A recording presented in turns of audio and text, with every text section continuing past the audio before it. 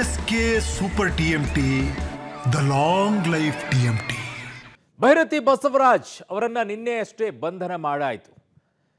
ಸುಮಾರು ದಿನಗಳಿಂದ ತಲೆಮರೆಸ್ಕೊಂಡು ಓಡಾಡ್ತಾ ಇದ್ರು. ಹೈಕೋರ್ಟ್ನಲ್ಲಿ ನಿರೀಕ್ಷಣಾ ಜಾಮೀನು ಕೂಡ ಅರ್ಜಿ ವಜಾ ಆಗಿತ್ತು, ಸುಪ್ರೀಂ ಕೋರ್ಟ್ನಲ್ಲೂ ಕೂಡ ವಜಾ ಆಯಿತು. ತದನಂತರ ಅವರನ್ನ ಹುಡುಕಾಟವನ್ನ SCID ಅವರು ಮಾಡ್ತಾನೆ ಇದ್ರು, ಆದರೆ ಅವ್ರು ಮಾತ್ರ ಬಂದಿರಲಿಲ್ಲ. ನಿನ್ನೆ ಏಕಾಏಕಿಯಾಗಿ ಏರ್ಪೋರ್ಟ್ನಿಂದ ಆಚೆ ಬರ್ತಾ ಇದ್ದಂತೆಯೇ ಅವರನ್ನ ಅರೆಸ್ಟ್ ಮಾಡ್ಕೊಂಡು ಕರ್ಕೊಂಡು ಬಂದ್ರು. ಈಗ ಭೈರತಿ ಬಸವರಾಜ್ಗೆ 1 ದಿನದ ರಿಲೀಫ್ ಸಿಗ್ತಾ ಇದೆ. CID ಕಸ್ಟಡಿಗೆ ನೀಡದೆ ಮೆಡಿಕಲ್ ಟೆಸ್ಟ್ಗೆ ಈಗ ರವಾನೆಯನ್ನ ಮಾಡಿದ್ದಾರೆ. ಜಯದೇವದಲ್ಲಿ ಮೆಡಿಕಲ್ ಟೆಸ್ಟ್ ನಡೆಸಲು ಸೂಚನೆಯನ್ನ ಕೊಟ್ಟಿದ್ದಾರೆ.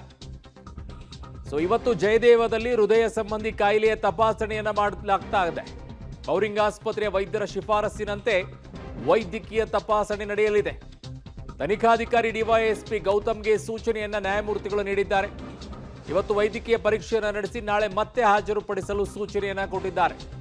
ನಾಳೆ ಪೊಲೀಸ್ ಕಸ್ಟಡಿಯೋ ಅಥವಾ ಜೈಲೋ ನ್ಯಾಯಾಂಗ ಬಂಧನನೋ ಅನ್ನುವಂಥದ್ದು ನಿರ್ಧಾರವಾಗುತ್ತೆ. ಸೊ ಹಾಗಾಗಿ ಇವತ್ತು ವಾದವನ್ನು ನಡೆಯುವಂಥ ಸಂದರ್ಭದಲ್ಲಿ ಹೃದಯಕ್ಕೆ ಸಂಬಂಧಪಟ್ಟಂತ ಸಮಸ್ಯೆ ಆಗಿದೆ ಅಂತ ಹೇಳಿದಾಗ 1 ದಿನದ ರಿಲೀಫ್ ಕೊಟ್ಟಿದ್ದಾರೆ. ಇವತ್ತು ಹೋಗಿ ಜಯದೇವದಲ್ಲಿ ತಪಾಸಣೆಯನ್ನು ಮಾಡ್ಕೊಂಡು ಬನ್ನಿ, ನಾಳೆಗೆ ಹಾಜರುಪಡಿಸಿ ತದನಂತರ ಹೇಳ್ತೀವಿ ಅಂತ ಹೇಳಿದ್ದಾರೆ. ಹಾಗಾಗಿ ನ್ಯಾಯಾಂಗ ಬಂಧನ ನಾಳೆನಾ ಅಥವಾ ಪೊಲೀಸ್ ಕಸ್ಟಡಿನ ಅನ್ನುವಂಥದ್ದು ನಾಳೆಗೆ ಗೊತ್ತಾಗತ್ತೆ. ಸೊ CIDಯ ಮೇಲ್ವಿಚಾರಣೆಯಲ್ಲೇ ನಡೆಯುತ್ತೆ. ಇವತ್ತು ಜಯದೇವದಲ್ಲಿ ಹೃದಯ ಸಂಬಂಧಿ ಕಾಯಿಲೆಯ ತಪಾಸಣೆ ಕೂಡ ನಡೆಯುತ್ತೆ. ನಾಳೆ ಅವರನ್ನ ಮತ್ತೆ ಕೋರ್ಟ್ನ ಮುಂದೆ ನ್ಯಾಯಾಧೀಶರ ಮುಂದೆ ಹಾಜರುಪಡಿಸಲಾಗುತ್ತೆ. ನನ್ನ ಸಹೋದ್ಯೋಗಿ ಈಗ ಕ್ರೈಮ್ ಬ್ಯೂರೋಯಿಂದ ಉಮೇಶ್ ನನ್ನ ಸಂಪರ್ಕಕ್ಕೆ ಸಿಗ್ತಾ ಇದ್ದಾರೆ. ಉಮೇಶ್, ಏನಾಯ್ತು ಇವತ್ತು ಕೋರ್ಟ್ನಲ್ಲಿ? ಅರುಣ್, ಭೈರತಿ ಬಸವರಾಜ್ ಅವ್ರನ್ನ ಇವತ್ತು 42ನೇ ACJM ಕೋರ್ಟ್ ನ್ಯಾಯಾಧೀಶರ ಮುಂದೆ ಹಾಜರುಪಡಿಸಲಾಯಿತು. ಈ ಸಂದರ್ಭದಲ್ಲಿ ಎರಡೂ ಪರ ವಕೀಲರು ವಾದ ಪ್ರತಿವಾದ ಮಾಡ್ತಾರೆ. ಅದರಲ್ಲಿ ಮೊದಲಿಗೆ ಏನು ಭೈರತಿ ಬಸವರಾಜ್ ಅವರ ಪರ ವಕೀಲರು ವಾದ ಮಾಡುವಂಥದ್ದು ಏನಂದರೆ, ಈಗಾಗಲೇ ಭಾರತೀನಗರ ಪೊಲೀಸ್ ಠಾಣೆಗೆ ಈ ಕೇಸಿನ ಸಂಬಂಧಪಟ್ಟಾಗ 2 ಬಾರಿ ವಿಚಾರಣೆಗೆ ಹಾಜರಾಗಿದ್ದೀವಿ, ಸಂಬಂಧಪಟ್ಟಂಥ ಹೇಳಿಕೆಗಳು ದಾಖಲು ಮಾಡಲಾಗಿದೆ, ಮತ್ತು ಸರ್ಚ್ ವಾರೆಂಟ್ ಪಡೆದು ಭೈರತಿ ಬಸವರಾಜ್ ಅವ್ರ ಮನೆಯನ್ನು ಸರ್ಚ್ ಮಾಡಲಾಗಿದೆ.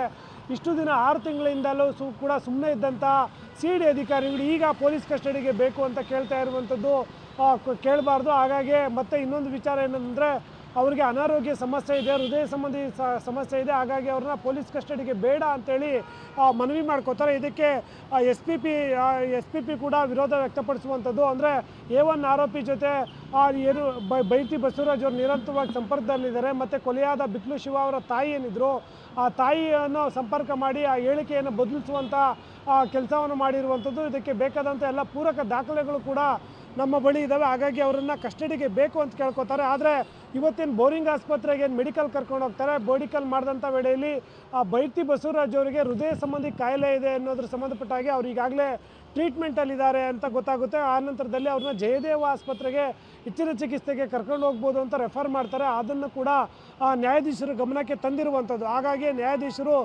ಇವತ್ತೇ DYSP ಮುಖಾಂತರ ಅವರನ್ನು ಜಯದೇವ ಆಸ್ಪತ್ರೆಗೆ ಕರ್ಕೊಂಡೋಗಿ ಆ ಹೃದಯ ಸಂಬಂಧಿ ಕಾಯಿಲೆ ಸಂಬಂಧಪಟ್ಟಾಗೆ ವರದಿ ತಗೊಂಡು ನಾಳೆ ನ್ಯಾಯಾಧೀಶರ ಮನೆಗೆ ಹಾಜರುಪಡಿಸಿ ಅಂತ ಸೂಚನೆ ಕೊಟ್ಟರು. ಹಾಗಾಗಿ ನಾಳೆ ಬೆಳಗ್ಗೆ ಅಂದರೆ ಈಗಲೇ ಜಯದೇವ ಆಸ್ಪತ್ರೆಗೆ ಕರ್ಕೊಂಡೋಗಿ ನಾಳೆ ಮಧ್ಯಾಹ್ನದ ಹೊತ್ತಿಗೆ ಆ ಸಂಬಂಧಪಟ್ಟಂಥ ರಿಪೋರ್ಟ್ ಜೊತೆಗೆ ನ್ಯಾಯಾಧೀಶರ ಮನೆಗೆ ಹಾಜರುಪಡಿಸ್ತಾರೆ. ಆ ಸಂದರ್ಭದಲ್ಲಿ ಆ ವರದಿ ಏನಿದೆ ಅದರ ಆಧಾರದ ಮೇಲೆ ಅವರನ್ನು ಪೊಲೀಸ್ ಕಸ್ಟಡಿಗೆ ಕೊಡುವಂಥದ್ದು ಅಥವಾ ನ್ಯಾಯಾಂಗ ಬಂಧನಕ್ಕೆ ಕಳಿಸುವಂಥದ್ದು ಅನ್ನೋದು ನಾಳೆಯೇ ತೀರ್ಮಾನ ಆಗಲಿದೆ.